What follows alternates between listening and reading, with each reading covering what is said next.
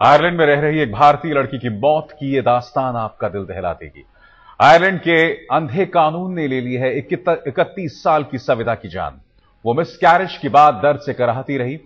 उसे गर्भपात की सख्त जरूरत थी, लेकिन डॉक्टर्स ने उसे मरने दिया क्योंकि आयरलैंड में गर्भपात की इजाजत नहीं है।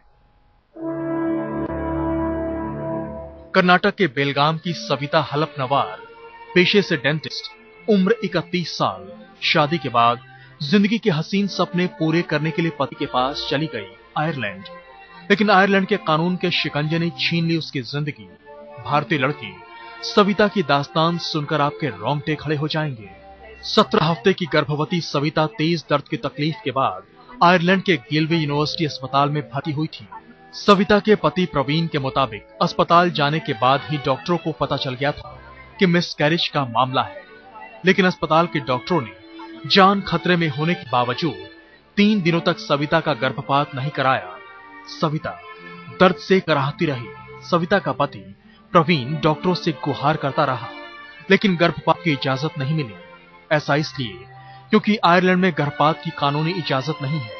प्रवीण और सविता की लगातार 3 दिन तक गुहार और हो हंगामे के बाद सविता का जब गर्भपात हुआ तब तक काफी देर हो चुकी थी।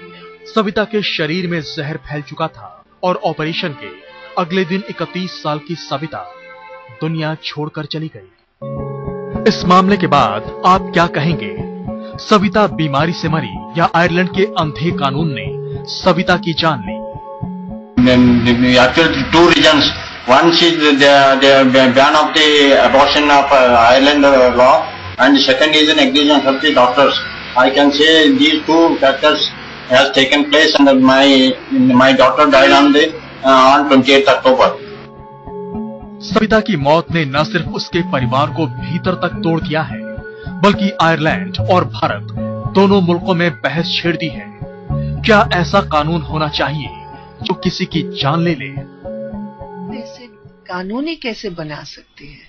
और दूसरी बात, उस समय जब वो लड़की उस हालात में थी, उस समय उनको मदद न देना, उस समय अबॉर्शन न करना, ये तो एक बहुत बड़ा अपराध है।